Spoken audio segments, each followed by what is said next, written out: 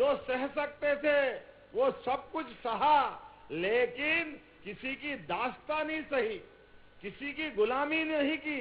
ये बुंदेलखंड अपने उस समय के आधार पर हजारों साल से प्राकृतिक खूबसूरती के भरोसे से केन, बेतवा, क्या क्या नहीं है यहाँ पे, सब कुछ है, लेकिन इसका नियोजन नहीं के कारण पिछड़ा। हमारी पीढ़ियां निकल गई पलायन करते हुए, क्योंकि आजादी की लड़ाई तो लड़ सकते हैं, लेकिन पेट की आग तो अपने काम धंधे से ही बुझती है। अपनी खेती में पानी नहीं, अपने देश में, दूसरे प्रदेश में, हर जगह जाकर के अपने बच्चे बच्ची की चिंता करने का काम वर्षों वर्षों से करते रहे। मैं आपको उस संघर्ष की भी याद दिलाता हूं और आपके संघर्ष को नमन भी करता हूं, लेकिन मुझे इस बात की प्रसन्नता है, ये बीती तहाई विसार दे, आगे की सुध ले। यशस्वी प्रधानमंत्री ने सारा हिसाब किताब लगा करके सबसे बड़ा आशीर्वाद किसी को दिया है तो बुंदेलखंड की धरती को दिया है। हमें इस बात का गर्व है। अब बुंदेलखंड के लोगों से मैं एक ही हाथ जोड़ के निवेदन करना चाहूंगा, आप अपने कोई पैसे की आवश्यकता साल 2 साल में पड़े, कोई ब्याह शादी बड़ी बड़ाई करने हो तो ब्याह शादी बड़ी मत करना, खर्चे को क्यों? क्योंकि आप खर्चे करने में फिर अपनी जमीन बेचते हो। अनावश्यक खर्चा करते हुए आप कर्जे से बचना, कोई कारण से जरूरत पड़े तो गहने बेच देना, मकान बेच देना, लेकिन अपनी खेती की जमीन मत बेचना। ये खेती से आपका जीवन बदलने वाला है। बदलते समय में हमको इस दिशा में विचार करना पड़ेगा। आपकी 1 बीघा, 2 बीघा, 2 एकड़, 4 एकड़ जमीन ये पंजाब और हरियाणा को मात करने वाली है, ये मैं बताना चाहता हूं। जब पानी मिल जाए खेती को, प्यासे को पानी मिल जाए तो उसको जिंदगानी मिल जाती, और खेत को पानी मिल जाए तो वो जवानी मिल जाती है। खेत में पानी मिल जाए,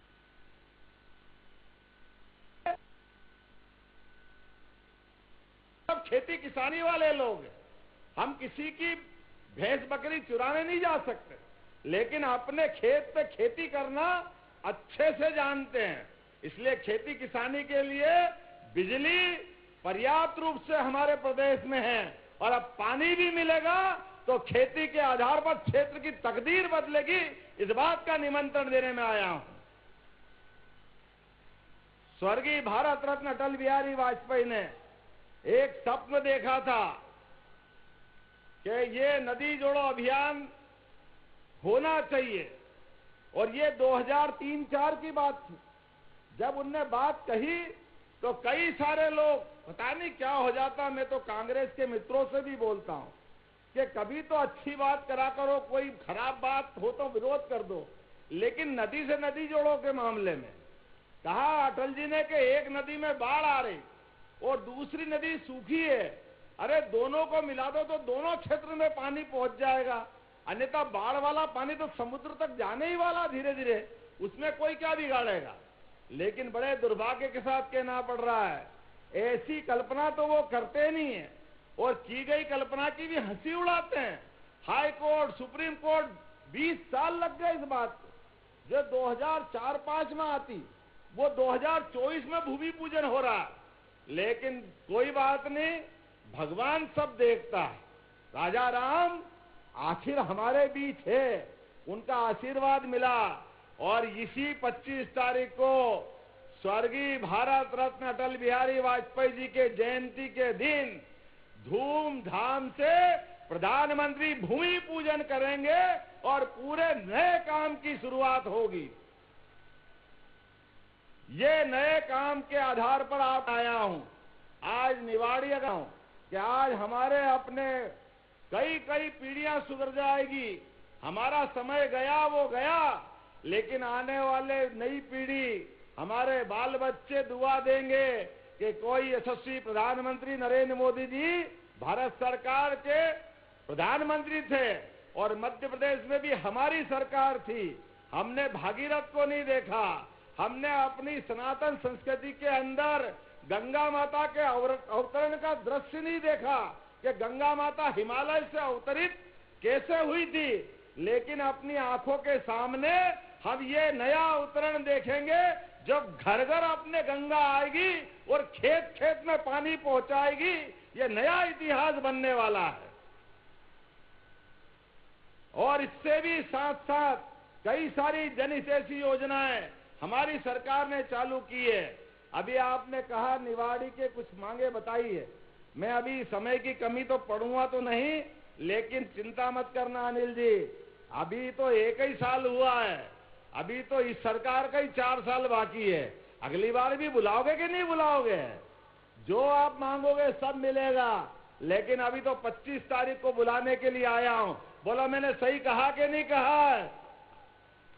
इतने बड़े अभियान में हमारा सबका ध्यान एक ही जगह जाना चाहिए। और आप एस्टीमेट बना देना, जो आप कहोगे वो भी करने के लिए तैयार रहेंगे। अपने निवाड़ी का विकास हो, इससे अच्छी क्या बात होगी? ओरछा का विकास हो, राजा राम का ओरछा लोक जैसा महाकाल का महालोक बना है, उसी प्रकार से राजा राम का हमारा राजा राम लोक बनने जा रहा है धूमधाम से। उससे भी अच्छा बनाने का प्रयास हमारी सरकार के द्वारा किया जाएगा। हमारी सरकार ने तय किया है कि अपने गरीबों के लिए, वो गए जमाने जब कांग्रेस के तो बड़े नेता हेलीकॉप्टर से आते और हेलीकॉप्टर से जाते थे। एक बड़े नेता तो अपने घर में हेलीकॉप्टर उतारते। बड़े दुर्भाग्य के साथ कहना पड़ रहा है, अपने बाड़े में हेलीकॉप्टर उतारेंगे और उड़ जाएंगे। वो 30-30 साल तक सांसद रहते हैं, कभी किसी को अपने हेलीकॉप्टर में नहीं बिठाते। हवाई जहाज तो दिखाने की बात ही नहीं है। लेकिन हमारी सरकार ने तय किया है कि हम अपने, ये सरकार गरीबों के लेके चलने वाली सरकार है, यह बहन बेटियों के आशीर्वाद से चलने वाली सरकार है। आप चिंता मत करना, आपके हॉस्पिटल में कोई भी मरीज अगर ज्यादा बीमार हो जाए और मरीज को दिल्ली, बंबई, इंदौर कहीं पहुंचाना हो तो हमारी सरकार हेलीकॉप्टर भी पहुंचाएगी और मरीज की जान बचाएगी। ये हमने निर्णय किया। एयर एम्बुलेंस के माध्यम से जहां हवाई जहाज उतर सकता वहां हवाई जहाज, और हवाई जहाज नहीं उतरे वहां हेलीकॉप्टर उतारेंगे। लेकिन एक एक व्यक्ति की जान बचाए। अरे हेलीकॉप्टर बड़ा है, हवाई जहाज बड़ा है कि व्यक्ति की जान बड़ी है? उसकी जान बचाना इसकी आवश्यकता है। और सरकार अगर गरीब आदमी की जान बचाए, इससे बड़ा पुण्य का काम क्या हो सकता है? ये काम तो हमको जरूर करना है। और एक नहीं, मैं बहुत सारी बात बता सकता था, लेकिन मुझे बताया कि समय हो गया, उड़ नहीं पाऊंगा, तो जल्दी जाना है। लेकिन अभी एक और बात बता के जाना चाह रहा हूं। आपके अपने घर में अगर पशुपालन का व्यवसाय कर रहे हैं तो आने वाले समय में हमारी सरकार ने तय किया है कि दूध खरीदने पर भी बोनस सरकार के द्वारा दिया जाएगा, अपने किसानों की आय बढ़ाने के लिए। अपने युवा मित्रों से कहना चाह रहा हूं, यहां एक उद्योग बड़ा डला है लगभग 3000 करोड़ का। लेकिन आने वाले समय में आप आईटी में किसी भी अच्छे कोर्स में हो, और जिनने पढ़े लिख करके ज्यादा नहीं किया तो आईटीआई किया है, एक एक व्यक्ति के लिए हमने अपना औद्योगिकरण का अभियान चलाया हुआ है। प्रत्येक हाथ को काम और प्रत्येक खेत को पानी, ये देने का संकल्प हमारे सरकार के द्वारा किया गया है। सबका जीवन बदले, सबके जीवन में सुख आनंद आए, इसी को हमारे ब्रह्म वाक्य की तरह रोज दोहराते हैं। सर्वे भवन्तु सुखिनः, सर्वे सन्तु। इस घोष वाक्य के साथ अपनी सरकार काम करती रहेगी। आज के इस अवसर पर आप सबका धन्यवाद। बोलो भारत माता की, भारत माता की। तो अपने स्थान पे खड़े हो जाओ और दोनों हाथ की मुट्ठी बांधो और संकल्प करो, एक एक व्यक्ति जब तक 25 तारीख को उस कार्यक्रम में नहीं आए तब तक शांति से नहीं बैठेंगे। जितने लोग यहाँ आए ये तो आए ही, और बाकी को भी लेकर के आएंगे। बोलो सब तैयार है? इधर से आवाज आना चाहिए, तैयार है? तो बोले भारत माता की, भारत माता की, भारत माता की। बहुत बहुत धन्यवाद। भारत माता की जय।